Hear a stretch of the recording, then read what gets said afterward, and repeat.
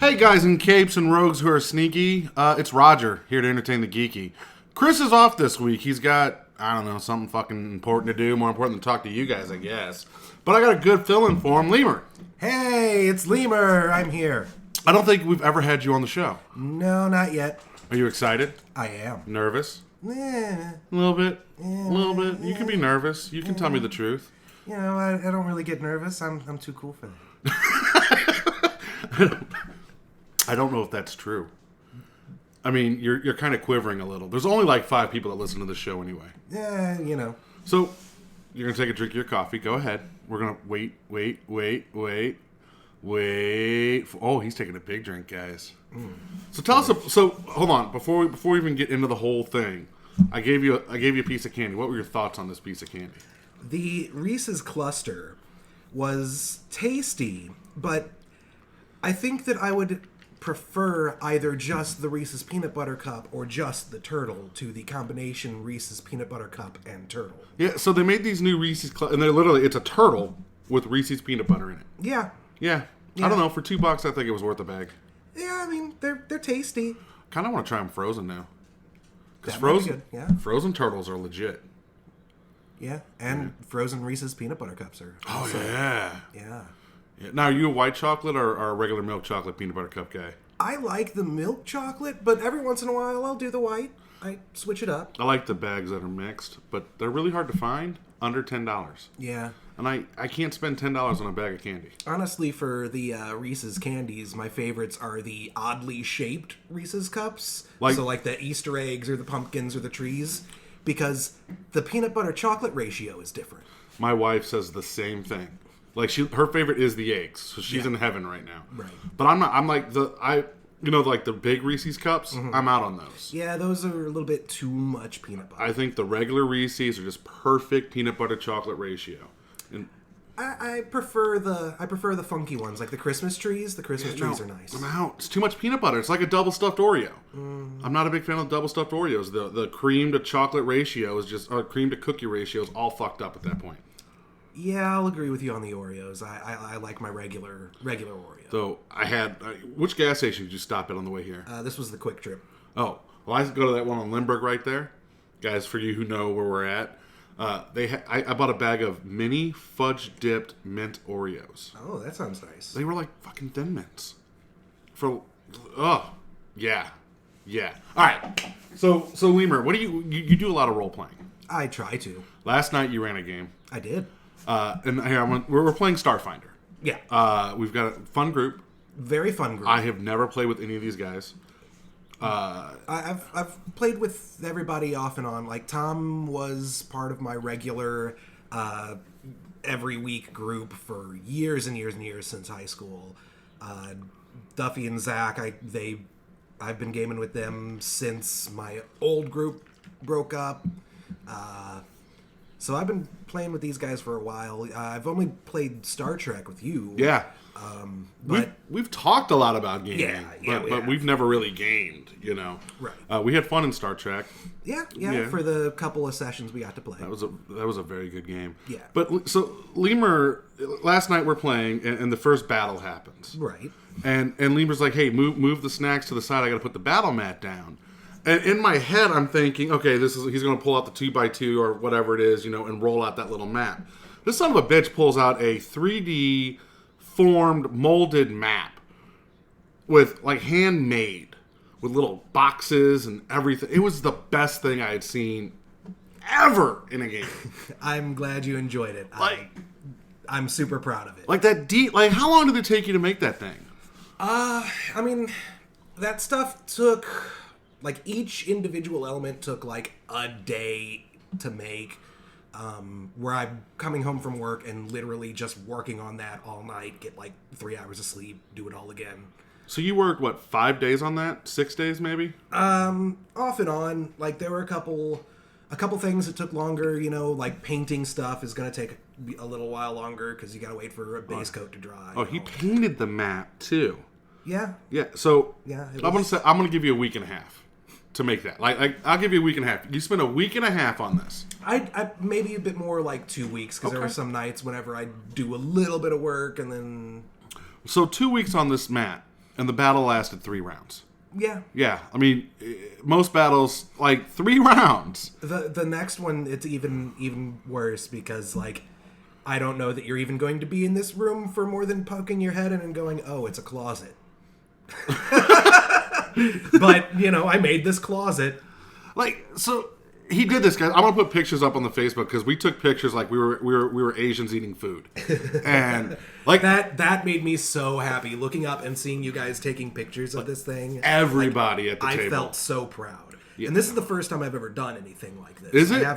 I've never done the crafting, and I've never really I've always bought a giant pad of 1-inch grid paper. Right, and that's what I was drawn expecting. all of my maps on that. That's what every DM does. Right. But it got to a point where in the last game, people were like, well, what is this square here? Oh, that's a tree. That's why it's green. Well, what is this square here? That's a cat. It's a square. It's a cat, I can't draw a cat. I can't draw, guys. But what I can do is glue shit to other shit to make it look like cool shit.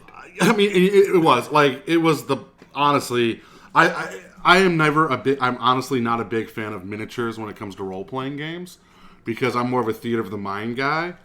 But I love miniatures. Last night doing that, I was like, oh, fuck.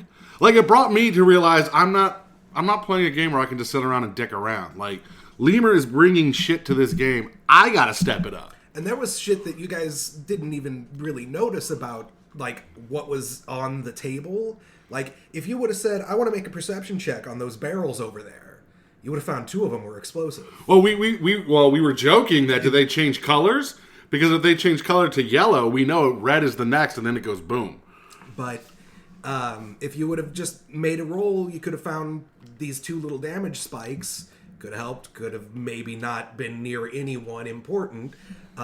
If you would have tried shooting that cistern on the table that was part of the fire suppression system, that you could have punctured and sprayed, some CO2 foam all over the place and made difficult terrain over in that corner. We were afraid to blow the station up. Like we were afraid that, True. Yeah, first level mooks just showing up. And I am firing projectiles in a space station. I'm very, I get you. Like I'm not shooting unless I'm right next to you. That's how last night was. Like, well, also playing an envoy, that's probably for the best. Yeah, I don't shoot well. Okay. I'm okay. I'm a +2. You've got your dex bonus. Yeah, I'm good. Yeah, no, it was just that made me realize I got to bring my shit up. And on Facebook, one of our mutual friends is like, "Oh, I miss gaming with Leemer," and then another one's like, "I want in." It was just really cool. And how do you? So when you sat down to make that, what made you realize? All right, I'm going to actually devote the time into this 3-round combat. Because it was no offense, like it was kind of a throwaway combat. Yeah. The very important thing happened right in the beginning, and now we're going that way. So most GMs would have been like, all right, yeah, here you go. Their guys hitting in cover, boom, boom, boom, boom, boom. Well, what happened was I was sitting around watching, some stuff on YouTube for just some D&D stuff. I watched just the news reports and stuff like that. And sometimes I watch the improving your game DM stuff. And I was watching a lot of stuff on miniatures and just thought, I've always wanted to have really cool, miniature battles. So I typed into YouTube, D&D terrain and how to make it. And there are hundreds of guys doing really cool things on YouTube. And I sat and watched a bunch of videos from a bunch of different guys and then was like, I'm going to sit down and make this stuff. Yeah, I'm not doing that for Dungeons and Dumbasses. I'm just saying. That's fine. You're going to get grid and paper, and there you go. You're lucky if I don't bust out pennies, okay? Hey, there's nothing wrong with that. Bunch of minions or tails, the big bad guy's heads up. There you go. Figure it out. I just wanted something kind of different and special. This was the first time I ran a game in 10 years, and I wanted something that you guys would remember. We're all going to remember that one for a minute. All right, so you haven't run a game for 10 years. Yeah. How'd it feel, one, to get back in the seat? That was That was fun. Like that was something I was nervous about because new system, new rules, stuff like that. I'm a little rusty, but it was exciting, and I had some of my favorite people around the table. That would be me, guys. Just so you know, that's what he meant, me. So it was a lot of fun. No, I really enjoyed it. I haven't played like we played Star Trek, but I haven't played in a real role playing game since shit. Okay, it's been that long. Right. So to get back in, figure it out, sit down with a bunch of people I don't really know. You know, I've met these guys once or twice.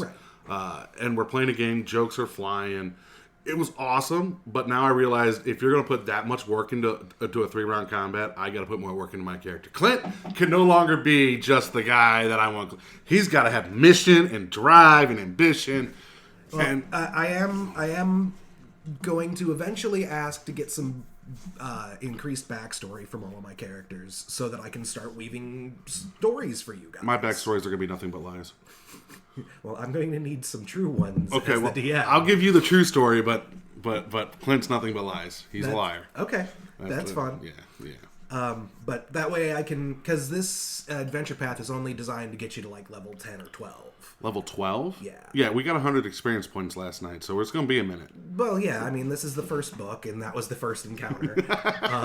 They were challenge rating 1/3 or something like that. Yeah, they were little bitches. A little bit. Little bitches. They had a lot of hit points, though. Yeah. They were beefy. They were. I shot one in the face for 6, and, Yeah. and he still stood. I'm like, in any other D&D game, that fucker would have dropped. Right.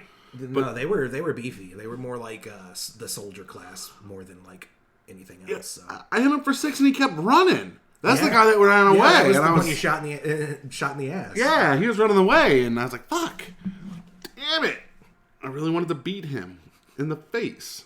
Yeah, but he decided to double move out of there. He didn't want to get beat in the face. So, running or playing? Where do you, a lot of role players will say either are, but they kind of lean towards one way. I always love to play, but if I've got a little bit of extra time and can put some love and care into a game, then sure, I'll run it. Okay. Because I have stories that I'd like to tell, and doing an adventure path like we're doing for Starfinder, like that takes a lot of weight off my shoulders because I don't have to come up with everything. And we all get to explore the world of Starfinder and the lore of Starfinder together, and that's super cool. Well, because Starfinder is not a game that's been out for 40 years. Right. It's what? It's a year and a half, a year old, if that? It came out in like August, I believe. Yeah, so it's not even a year old. Right. I've only paged through the player's handbook. So yeah, that's interesting. That you kind of know what's going on, but we as a group we still don't know. Not like Deadlands, where the DM or the marshal knows everything, Right. and the players find And out. I am like you guys have access to all of the lore and knowledge that I have. 'Cause Right. There's like 3 books. So No, and I was at Half Price Books and I saw a hardcover copy of Starfighter for $30, and I went, I know where I'm going again. That's a pricey book. Also, Miniature Market has good deals on it. Yeah. Miniature Market opened here in St. Louis. Yeah. It's a beautiful store. I'm gonna probably go sometime later this week. Yeah, no, say hi to Chris when you're out there. All right. Yeah, it's a beautiful store. Not space, the nice little like charcoal black floors. I've been on their website plenty, and I've actually ordered some stuff for this game for them. It's interesting. Like Miniature Market used to be where Game Night is now. Okay. Way back in the day, and that's where I started playing Magic. Was at Miniature Market. Okay. And then I went to the fantasy shop after they moved to Westport area. But yeah, no, they're open, they're kicking, their store is huge. They're always busy. Yeah. Like today, it's snowing like 20 feet outside, and they were busy. They were busy. But no, it's cool. It's a cool little store. So, what is your? Because we don't get to talk about role playing games very much. Chris is not a big role player. Like he likes them, but he doesn't. What's your favorite game? That's kind of a toss-up between... All right, let me rephrase it. What is the favorite game? What is your favorite game that you have played? That I have played? Yeah, so it can be just a campaign that you have played. It doesn't have to be like the game. Currently, it was Zach's Carrion Crown Pathfinder campaign. What'd you play? I played a Oracle with the life revelation. And what made that so fucking awesome? Part of it was just, again, the amount of work and care and love that he put into that game. Because he's an excellent DM. He ran the hell out of that game. Well, you can tell with him. Well, he's so anal. Yeah. He's so organized. Yes. Like, he runs the hell out of a game. His mind works in a beautiful way. Well, you can tell when he cares and when he's like, "Oh crap, I just threw this together." Yeah, and it's amazing. Yeah. Like even when he's like, "Oh crap, I threw this together," it's 20 times better than the shit I pull out of my ass. Right. You know. Yeah. I mean, he's great. He's so he spent so much time like in the forums gathering information about the adventure path and other people's ideas and what they did to improve upon the adventure path, and just stealing all these other little ideas like we all do whenever we run games. And he crafted this thing. He threw in another adventure supplement from like a third party that dealt with Lovecraftian horror, because it's a horror-based campaign. Right. And he loves Ravenloft and stuff like that, so this was right up his alley. So for those of you who know who we're talking about, it makes sense. Yeah.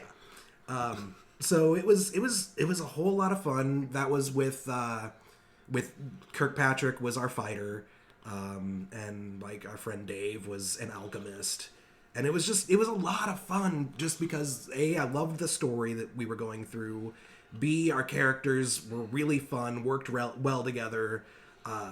It all came together in that particular game. Yeah, my favorite D&D game I ever played was actually an online game where I never met the players in real life. Mm-hmm. It was all typing and voice communication. Right. And my friend Rev ran it.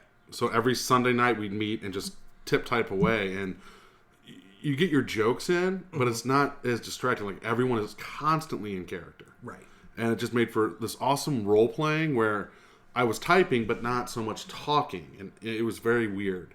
That's where my Howland Jost character came from, and I backstabbed the entire group. The entire group. That's awesome. All right, so D&D. D&D's up there. Yeah, I mean, 7th Sea is a great one. I love 7th Sea. Deadlands. That's my personal favorite. Deadlands, I love that system. The original system. Yeah, the original Deadlands. I love that system more than I love the game. That's a hard one to run like a campaign for. Really? For me, because you want to throw really scary shit at people, but then they gain that grit so fast that they NPC themselves out of existence. Well, so what you got to do to run that successful one is, once they hit 5, you're not going to scare them. That's when you just start hitting that end of the world shit. Right. And you're just like, fuck it, you're going to die. But, I want campaigns that last, a long I ran a Deadlands campaign that ran for 3 or 4 years. And after they hit 5, it became less about scaring them and more about exploring the world. Okay. And now that's how I look at Deadlands. It's grit 1 through 5 is I'm going to scare you, and after grit 5, it's okay. You know what's out there. Let's go explore. That's actually a really cool way to run that. I never really thought of it like that. Yeah, teaching you a thing or two. I'm always open. I watch Matthew Colville's like running the game stuff on YouTube. Like, you can always improve your game. That's why I started crafting these little bits and watching like DM Scotty on DM's Craft teach me how to make game pieces out of cardboard.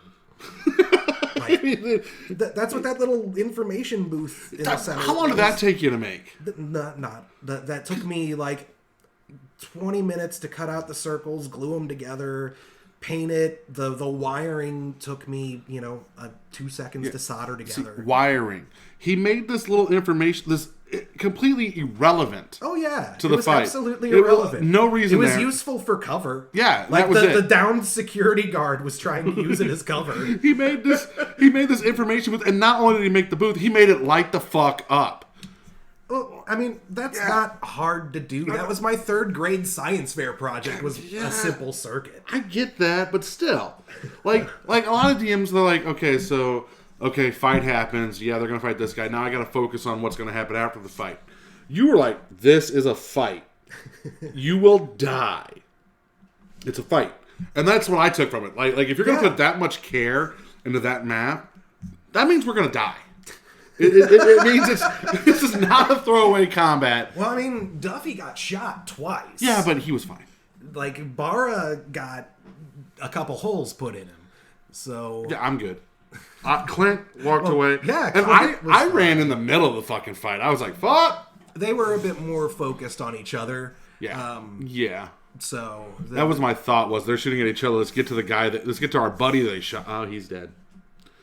Damn it. That's what happened. Our buddy died. So, what is your favorite game that you have run? Like... Ooh, that's rough.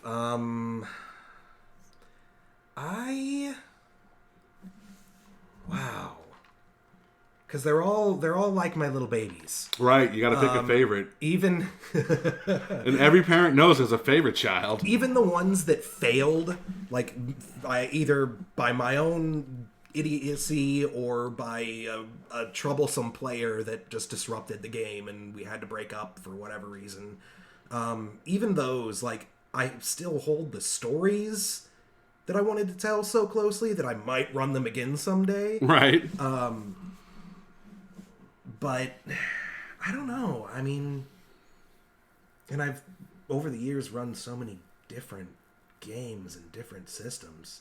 Some of them I don't even remember. I remember every game I've ever run. That's not true at all. Yeah, like there are some like little one shots and stuff where it's just like, hey, we can do this. Well, one shots are the best though. Yeah, because you don't care. You don't care. It's just fun. You don't care. You go through, play Big Trouble in Little China, and everyone's happy. Yeah, it's all that fun banter that we had at the table last night. Yeah, that's not going to carry over. And like, I think that this group is good at separating, the banter and the fun and like the heavy role play. Just wait, I'm gonna fuck all that up. That's my goal. That's my goal. Because we had a lot of fun table banter last night. It was. No, we had space fruit. Yep. So, to me, like, my favorite, recently, the best part of role-playing I had was putting Worf in his place. That was pretty cool. Like, putting Worf in his place, to me, and Zach got so, like, into it. Like, his face was angry, and I thought he was mad at me for a minute. No, he was just playing Worf. He was playing Worf, and me putting him in his place, that was... that was a good time. And like, right, the fact that is happening during a pivotal moment on Deep Space Nine for Worf's character. Yeah. Like, so here's what happened, guys. I was playing a Klingon exchange officer on this Federation ship, and the Klingon War broke out. And in Deep Space Nine, when the Klingon War broke out, Worf was going through this whole: does he betray his people? Is he a Federation? I show up because I want to get my family not to fight the war. And there was a whole conflict of turning me back to the Klingon Empire and all that stuff. And I just put Worf in his place and smacked him down and pretty much told him being a Klingon is not being the Empire. You can be a Klingon and have honor and not be part of the Empire. Such a good. Yeah, that was some good stuff. Yeah, if there's a moment like you're gonna tell your friends about. Like, a moment that you did with a character. What would that moment be? Ooh. Well, are we talking like a licensed character, like with you and Worf? No. It can be just some... like a random, like just something that you did that when you tell your friends about something awesome you did in a role-playing game. There was one bit in 7th Sea where I was playing a pirate, and there was like a swashbuckling like Spaniard, and like it was 7th Sea. That's how it goes. So we had gone to some like masquerade ball, and like the Inquisition came in and were trying to like capture the hostess, and she's all like, well, I can't leave my people, I can't go into hiding, I have to be strong. And we're like, okay, we need to get her out of here.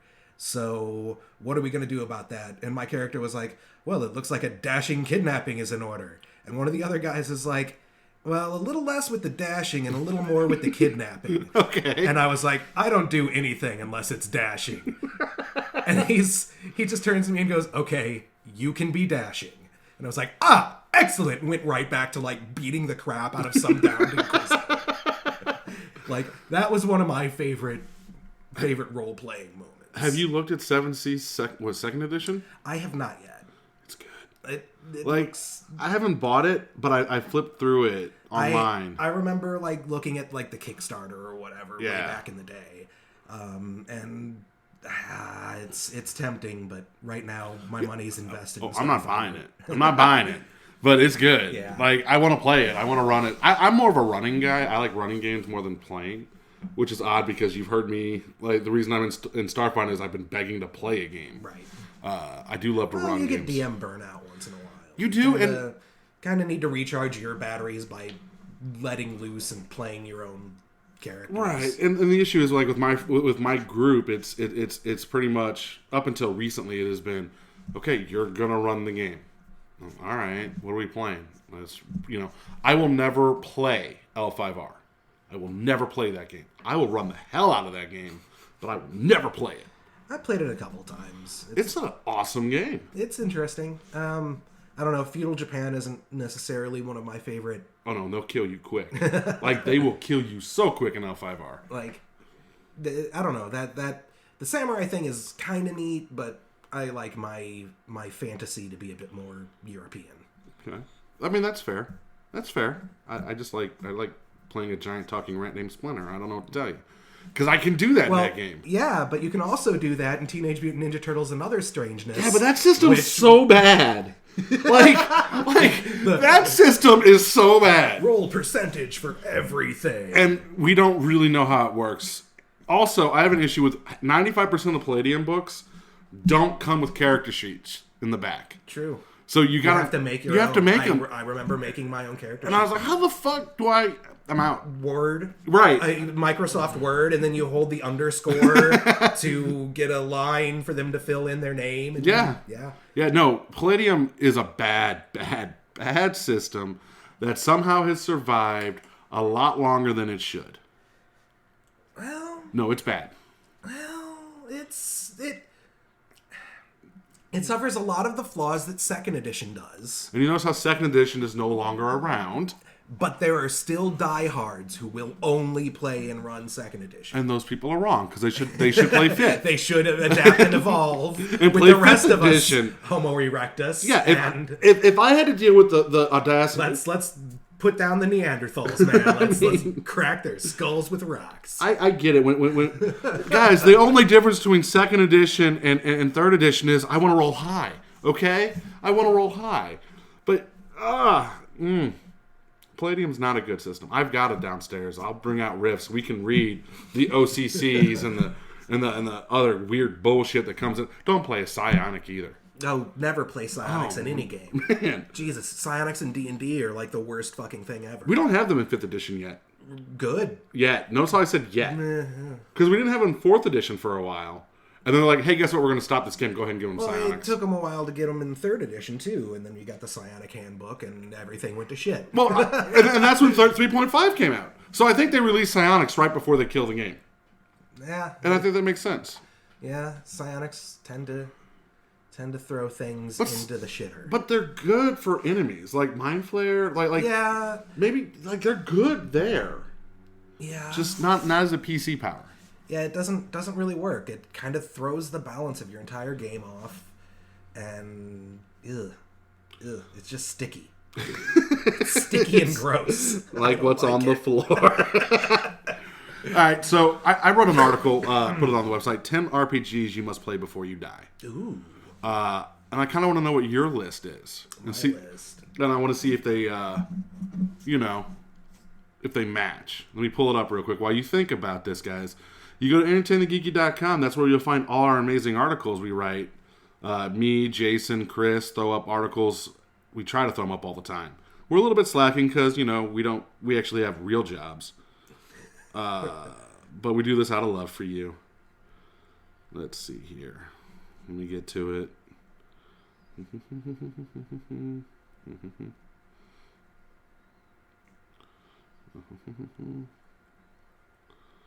Hold on. You thinking? Yeah. I mean, that's that's one of those things where it's just sort of, there's so many of them that you can cater them to your own tastes. Like, You can. to make a definitive, these are the 10 that you must play, that's That's what makes it so awesome. hard. I know. So, Well, I mean, one, just right out the box, Dungeons and Dragons. obviously, that's right there. Play Yeah. the grandfather. Like, do it. If you're not playing Dungeons and Dragons, do it. Okay. After that, you should play a World of Darkness, like old school WoD game, at least once, whether it's Vampire the Masquerade or Werewolf or Mage or whatever, whether you're doing tabletop or a LARP, you should try that.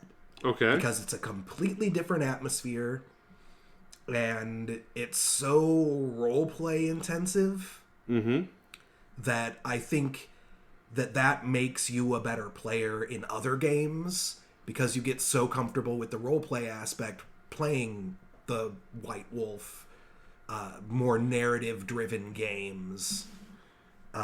It just becomes easier whenever you're doing that in Dungeons and Dragons or 7th Sea or whatever. Okay. I think that World of Darkness is a good tool to sharpen your skills as a role player. Okay, so you got D&D, World of Darkness. Deadlands, just because that system is so fucking dope. Okay. Okay. You can't get better than making poker hands and throwing poker chips in a Western game. Okay, so you're at Deadlands.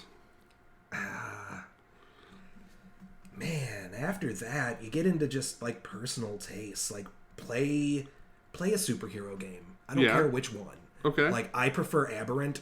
Ooh, Aberrant's good. I didn't even think about that. Like that's my favorite of the superhero games, and I've played like the old school Marvel superheroes game where you rolled the percentile and had to compare to the graph.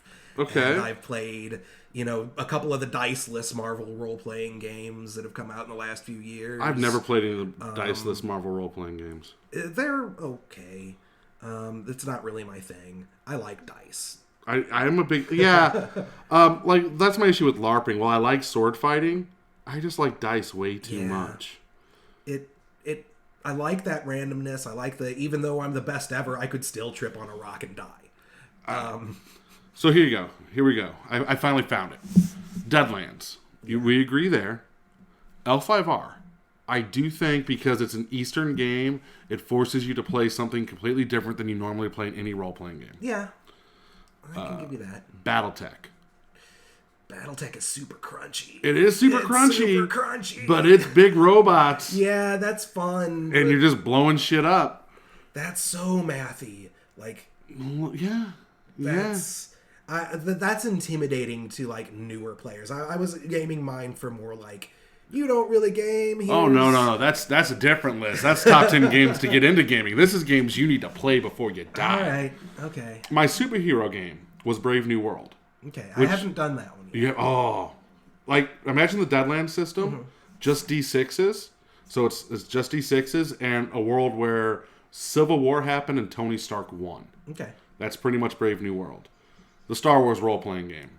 And I West End's version. West End's version. See, I like Saga Edition. I'm a big fan of that. Picking up 36 D6s. That's that's that like Shadowrun style. I need all of the 6s. 36 D6s. I need to buy 6 Yahtzees and just that's my dice map. I mean, come on, they put 140 source books for this game. It sold well. Yeah. I'm a 3rd edition guy. So the Saga Edition is... I'm not a 3rd edition guy. And the fact that you like Saga Edition, which Saga Edition was the precursor to 4th edition. Like, that's 4th edition D&D. It's a lot closer to 3rd edition. It's that Bridgeway. It was a simplified 3rd edition. It's somewhere between 3.5 and Pathfinder more than 3. You just don't like... Everyone hates 4th edition. Y'all can get bent. I don't hate 4th edition. It's just that one felt too video game. Well, I actually had an argument on Facebook. Someone was saying, "What new game should I play on my computer?" And I was like, "Play D&D online." He's like, fuck that, it's 4th edition rules. And my response was, yeah. They made it. They wanted to bring World of Warcraft to the tabletop. Why wouldn't it work for a video game? Right. And I think it's going to make... Yeah, I mean, it makes a better video game than it does a tabletop game, in my opinion. See, to me, though, 4th edition did do that epic fight really well with the one-hit minions. Yeah, the minions are cool. Like you walk in... I steal that idea for my games. Yeah, like, you kick a door down, there's 100 minions and one bad guy, and you just crack your neck and get to work. Yeah. Like, that was cool. All right. Then I got 7th Sea. 7th Sea is super fun. I feel like you need to play that. I think you should play 7th Sea before you play L5R. Because it's the same system, just paranoia.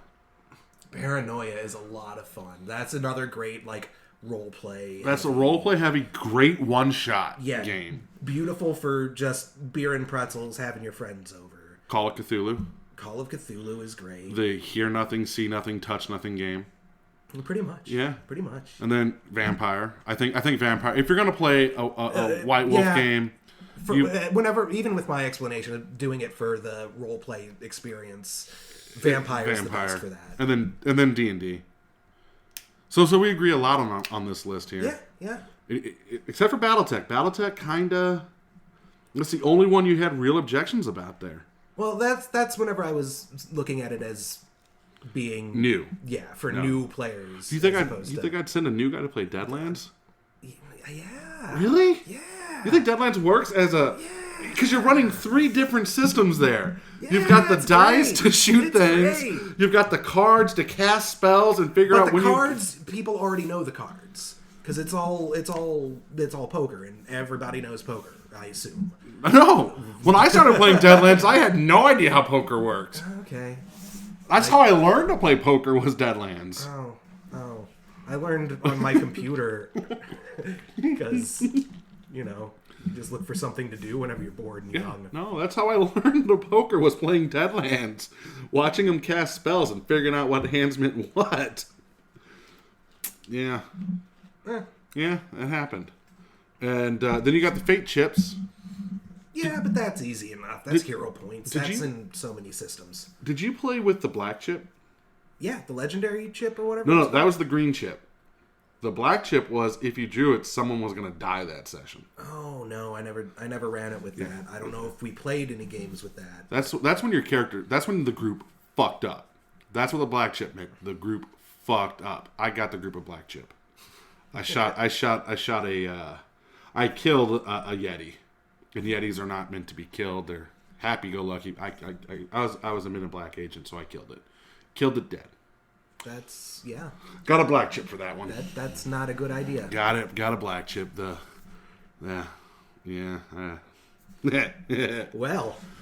that was probably not your best moment. It was up there. I mean, what are you going to do?